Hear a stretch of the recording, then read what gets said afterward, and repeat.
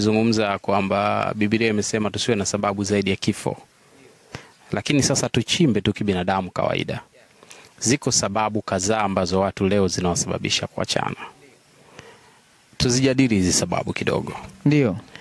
Moja ya sababu ambayo inaonekana sana. Ndio. Watu wanaachana kwa sababu hiyo. Ndio. Ni unajua uenzi wa siku hizi wengi wanafika hatua, nafikiri ni saikolojia ya kindoa hiyo. Ndio. Wanafika hatua wanapoteza ile chachu. Ile chachu ya kihisia kati yao. Okay.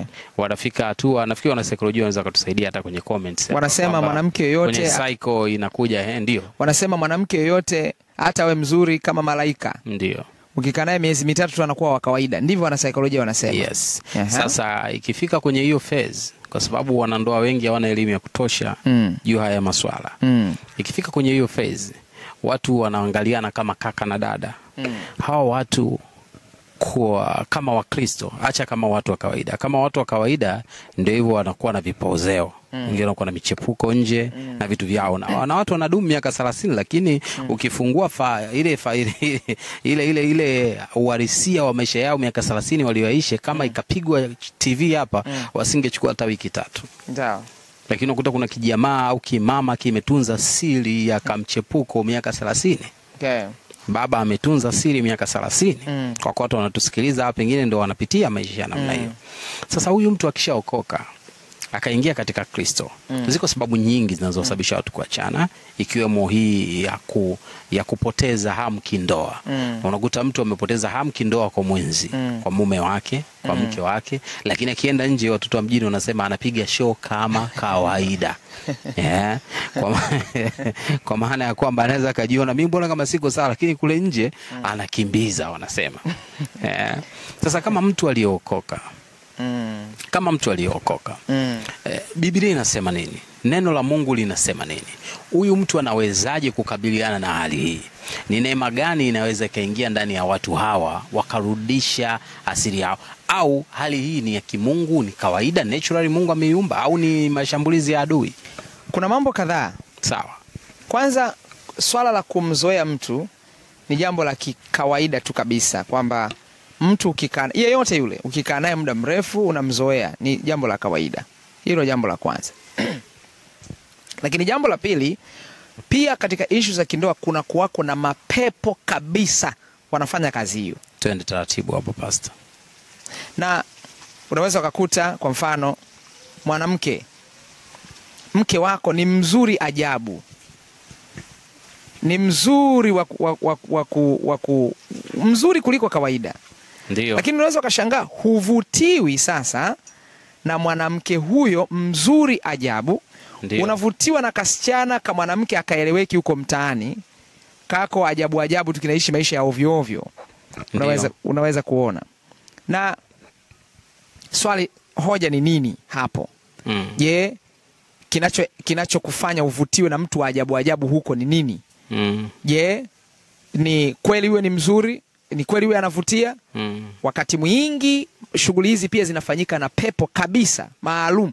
Unashangaa ukimwona mtu fulani unavutiwa, alafu ukimwona mke wako anaonekana mtu wa kawaida. Hiyo ni issue ya pepo kabisa.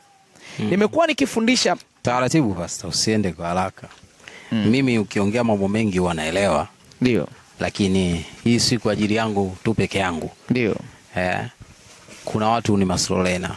Ndio. Twende taratibu. Ndio. Nimeuliza hapo, umeanza kuchambua vizuri sana. Sasa tuko kwenye hoja hapa. Huyu mtu anajikuta anapoteza hisia, mvuto kwa mwenzie. Ndio.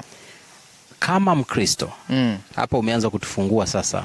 Kumbe kuna hali ambayo si kawaida. Yes. Inakuwa ni roho. Ndio.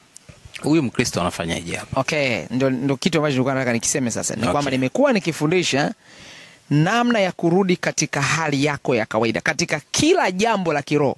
Ndio. Kuna namna ya kurudi katika hali ya kawaida. Ndio. Nimekuwa nikisema kwa mfano, unashangaa unajiona ni Mkristo, ulikuwa muombaji kabisa. Ulikuwa una kiu, unaamka usiku maana unafanya maombi. Ndio. Ulikuwa unashuhudia. Sasa inafika hatua unajiona ni mkavu. Ulikuwa unaomba masaa 3-4, lakini sasa hata saa 1 inakuwa kazi ngumu sana. Sasa unafanyaje? Nimekuwa nikifundisha hivi, katika ulimwengu wa roho ambao sisi hatuuoni, ndio ulimwengu wa roho unafanana sana na ulimwengu wa mwili. Ndio. Kwa namna ile ile ambavyo mtu anaweza akawa anatembea mahali fulani kukawa na lami akatembea kirahisi, alafu kuna mahali akatembea kukawa na michanga akatembea kwa tabu, alafu kuna mahali akatembea kupandisha mlima ikawa tabu zaidi, alafu kuna wakati mlima akiumaliza anashuka bonde inakuwa ni laini tu kushuka chini. Na hivyo hivyo kwenye safari ya kiroho, kiuchumi iko hivyo hivyo, kimaombi iko hivyo hivyo, kiishu za kindoa iko hivyo hivyo. Yani hakuna tofauti katika mambo hayo yote, iko hivyo hivyo. Maana yake ni nini? Unapoona kuna wakati ulimpenda mkeo kweli kweli, na sasa unamwona mkeo hana maana.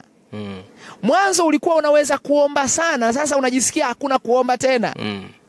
Mwanzo uchumi ulikuwa unakimbizana, maisha yalikuwa yanakwenda vizuri, na sasa hayaendi tena.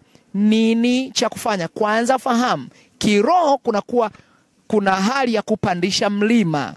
Tunapopandisha mlima tunatumiaga nguvu kubwa zaidi, ili tuweze kuvuka. Sasa ulikuwa unampenda mkeo, sasa unamwona mkeo hana maana. Nini cha kufanya kwenye hatua hiyo? Nimekuwa nikifundisha tena na tena. Ingia kwenye mfungo wa kufunga siku 3, sio siku 3 kavu.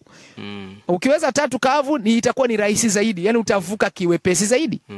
Lakini funga siku ya kwanza masaa 24, fungulia, funga tena mara ya pili masaa 24, fungulia. Lakini iwe ni mfululizo.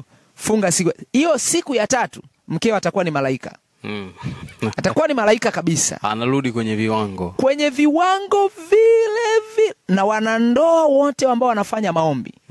Jambo hili hata kama walikuwa hawaombi kwa habari ya ndoa yao, kama wana kawaida ya kufunga, watakuwa ni mashahidi na watashuhudia. Kuna mambo mawili hapa nataka uya clarify. Jambo la kwanza, umezungumzia kufunga masaa 24. Yes. Watu wengi wakifunga wanaenda masaa 12. Ndio. 12 wanapumzisha mwili. Ndio. Wana mimi kwamba 12 yale ya kupumzisha mwili hawahesabu. Okay. Tupe tafsiri ya kufunga masaa 24. Na hapo pia nitakuja na swali la pili. Anza na hiyo. Okay. Wao wanaposema masaa 12 wanamaanisha kutwa. Lakini mimi namaanisha ukilala usile. Yani katika concept yangu ukifungulia saa 12 kwa mfano au 12:30 au jua linapokuwa limezama, mara baada ya kufungulia umekunywa maji si nini, kumbuka unakuwa na mission ya kufunga siku 3. Yes. Usile tena, usinywe tena mpaka kesho jioni. Yani ukishafungulia once katika hayo masaa 12. Yes. Usile tena mpaka kesho. Inahesabika ni masaa 24. Yes, tuna account kama masaa 20 kwa sababu pale ulipoanza kufunga mpaka muda ule ambapo unakuja kufungulia ni masaa yanakuwa yamefungwa 24. Huyo ameanza saa 12 asubuhi. Ndio. Saa 12 jioni anaruhusiwa kula. Kwa hiyo formula.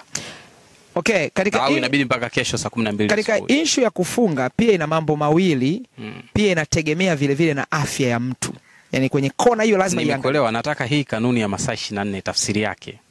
Yani we break down, break down. Tafsiri yake ni kwamba kama nimekula saa 12 jioni, maana yake nile kesho saa 12 jioni. Hiyo nilikuwa nataka watu wasikie. Ndio masaa 24. Ndio ninachokishauri mimi. Ndio. Na ukumbuke ukimaanisha kula, maana yake unamaanisha huyu mtu hakunywa maji kutwa nzima, hakufanya chochote. Hakunywa maji, hakula chakula, hakuingiza chochote tumboni. Hiyo inategemea na afya ya mtu. Yes, exactly. Kama yuko mtu ambaye anaweza kanywa maji kutwa nzima. Yes, kama afya ina shida anaweza kunywa maji. Ndio. Kwa sababu afya kwa mfano mtu ana vidonda vya tumbo. Kama ana vidonda vya tumbo anafanyaje? Na amedhamiria kufunga. Au mtu ana asidi. Kitu cha namna hiyo. Na ambapo akila wakati mwingine anasikia mpaka hali haieleweki, anaweza kaanguka. Sasa huyu mtu ana uwezo wa kufanya jambo moja, asile chakula akanywa maji. Tuko sawa hapo. Lakini wale ambao afya zao ziko timamu zaidi, ana uwezo wa kufunga hata 3 kavu. Kabisa. Hii ni kulingana na afya ya mtu. Na neema pia ambayo Mungu anayo. Sasa sio formula kwamba ni lazima iwe 24 hours, sio formula lazima iwe 3 kavu. Kwa nini siku 3? Okay. Kuna msemo mmoja unasema kwamba hawezi mtu kukwambia twende Kariakoo, okay, wakati yeye mwenyewe hajaye kufika. hiki ninachokifundisha nafundisha from experience, nafundisha kutoka kwenye uzoefu wa mimi nilipopita. Kwamba nilipofanya siku 3 nilijiona nimefunguka. Kwa mfano, kuna wakati unaomba unakuwa rohoni. Kwa kawaida tangu nilipokuwa mchanga, maombi yangu ya kawaida mimi ni masaa 6. Maombi ya kawaida. Sasa kuna wakati ilikuwa hata kufika masaa 3 ilikuwa ni mlima usio kuwa wa kawaida. Sasa nilikuwa nafanyaje? Naingia kwenye kufunga. Siku ya kwanza bado kukavu. Siku ya pili bado kukavu. Ikiingia siku ya 3 na bubujika kwa namna ya kupitiliza. Katika mazingira hayo, kila nilipopita, kwa hiyo niliingia kwenye 3, nikagundua kwako 3 inafanya kazi. Kwangu 3 inafanya kazi. Sawa sawa. Maana yake ni kwamba nafundisha katika kile ambacho mimi nimepitia. Kwa hiyo yuko mtu unaweza ka 5 zinafanya kazi. Yes, inawezekana ikawa hata moja. Yes. Of course. Yes. Kwa hiyo iko hivyo. Ukifanya utaona, lakini ninachokisema unapoona kwenye hali fulani ya ugumu, gia kubwa inahitajika. Ni kama gari iko kwenye matope, kama gari inapandisha mlima mkali, 4 wheel inahitajika ili kufanya. Kwa kuchagiza na hilo, hebu koti ile ukibisha, tafuta, ona. Yes. Kugusa na hilo. Yes, katika Mathayo sura ya 7 ili andiko ni muhimu watu walifahamu vizuri. Mathayo 7. Tuje kwenye swali lingine. Katika Mathayo 7:7 inasema ombeni nanyi mtapewa. 1. Manake unaomba mpaka upewe. Imegoma. Tafuteni nanyi mtaona. Tafuta mpaka uone. 3. Bisheni nanyi mtafunguliwa. Mtu akiwa ametoka Mwanza amekuja Dar es Salaam na ana mgeni mwenyeji wake yuko Dar es Salaam eneo hilo tu. Na ametoka Mwanza amefika Dar es Salaam saa 6 usiku afu akamkuta mwenyewe hayupo. Swali. Ataondoka aende wapi? Manake kama unaondoka una tegemeo jingine wewe. Lakini kama una option, maana kama tegemeo lako ni moja tu Mungu, ndio pointi yangu. Mungu ndio mwenyeji wako. Maana yake utagonga mpaka afungue. Na hiki ndicho Yesu Kristo alichokitolea mfano katika Luka sura ya 11 mstari wa 1. Na alitolea mfano huo Yesu alikuwa anafundisha namna ya kuomba. Anasema ikawa alipokuwa mahali fulani akiomba, alipokwisha mmoja katika wanafunzi wake alimwambia, Bwana, tufundishe sisi kusali kama vile Yohana alivyofundisha wanafunzi wake. Akamwambia, msalipo semeni, Baba yetu uliye mbinguni, jina lako litakaswe, ufalme wako uje, mapenzi yako yatimizwe hapa duniani kama huko mbinguni. Utupe siku kwa siku riziki yetu. Utusamehe dhambi zetu kwa kuwa sisi nasi tunamsamehe kila tunayemdai, na usitutie majaribuni, lakini utuokoe na yule mwovu. Akawaambia, angalia sasa anatoa mfano wa maombi hayo. Akamwambia, ni nani kwenu aliye na rafiki akamwendea usiku wa manane na kumwambia, rafiki yangu, nikopeshe mikate 3? Hapo Yesu anatoa mfano na akitufananisha sisi ambao Yesu ni rafiki yetu. Yesu alisema, siwaiti tena watumwa, Yohana 15:16. Nyinyi ni marafiki zangu. Kwa hiyo tunapoenda kwenye maombi kwa Yesu tunamwendea rafiki yetu. Mstari wa 6. Kwa sababu rafiki yangu amefika kwangu, atoka safarini, nami sina kitu cha kuweka mbele yake. Na yule wa ndani akajibu akisema, usinitaabishe, mlango umekwisha fungwa, nasi tumelala kitandani, mimi na watoto wangu, siwezi kuondoka nikupe. Na waambia kwamba ijapokuwa haondoke, yani ijapokuwa yule wa ndani Yesu maana yake hafungui mlango kwenda kumpa rafiki yake mahitaji yake, na waambia ya kwamba ijapokuwa haondoki ampe kwa kuwa ni rafiki yake, lakini kwa vile asivyoacha kumuomba, kwa vile yule wa nje asivyoacha kumuomba, anasumbua, ataondoka na kumpa kadiri ya haja yake. Nami nawaambia, sasa Yesu anamaliza, nami nawaambia, ombeni nanyi mtapewa. Maana yake hapa ni kubisha tu paka afungue, na atafungua, kwa sababu ametupa kanuni. Iwe anataka iwe hataki, Yesu lazima afungue, na yeye ameshatupa kanuni, na yeye hawezi kusema uongo, hajipingi, lazima atafungua. Kama utaongezea hapo. Ndio. Kuna wakati Yesu alisema namna hii au mambo mengine hayawezekani ila ndio kwa kufunga. Kuna hiyo statement hapo. Mathayo sura ya 17 mstari wa 14. Yesu alikuwa hayupo hapo. Wanafunzi wake ndio walikuwepo mahali fulani wanamuombea mtu.